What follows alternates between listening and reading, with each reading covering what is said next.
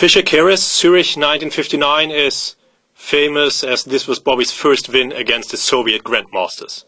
Many more will of course follow in the coming years, but this was the first.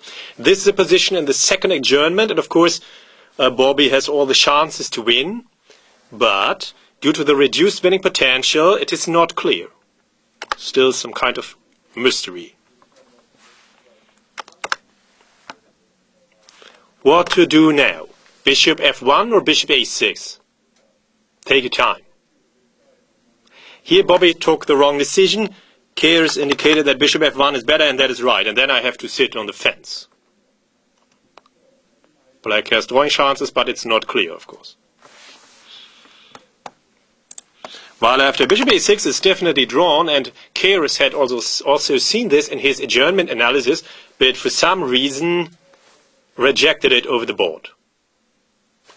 Bishop f1 check draws, as now black can force a favorable rook exchange. No escape, no check.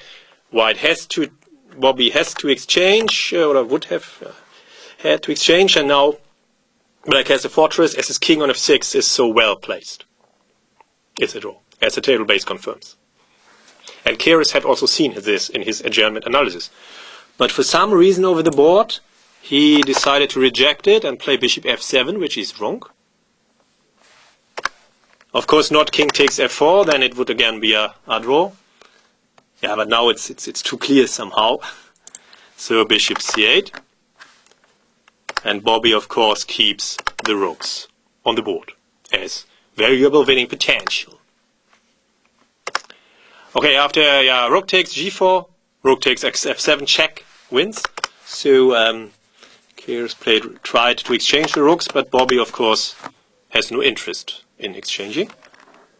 And here the last chance was Kasparov's variation to keep the rooks on the board, and then I have to sit on the fence again. But okay, with rooks it's a bit different, and white has at least very good practical chances. But of course it offers more resistance than the game, because somehow Keres must have misjudged that now white can take. As black's king cannot come to f6, this is a technical win, and this is not too difficult, and it's given in many endgame textbooks, of course, nowadays, as Bobby wins in exemplary fashion by moving his whole army forward. Yeah, first stage pawn, of course, and now f5 would be a direct draw, so he has to force black's bishop away from the diagonal by going to g4 in some way. Okay, he first repeats, and now he starts the winning maneuver. Okay, the pawn endgame would be won, so Keres must keep the bishop on the board, but it of course doesn't help. And now white wins by moving his king around, so Keres resigned. And this was of course a historical moment. This is a simple technique for Bobby. Okay, the king has crossed around, and next the bishop is transferred to e6, and that's game over. An exemplary win by Bobby in textbook fashion.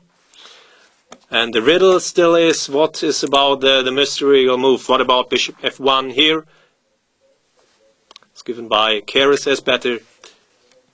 And what about Kasparov's defense here in this moment from a theoretical point of view?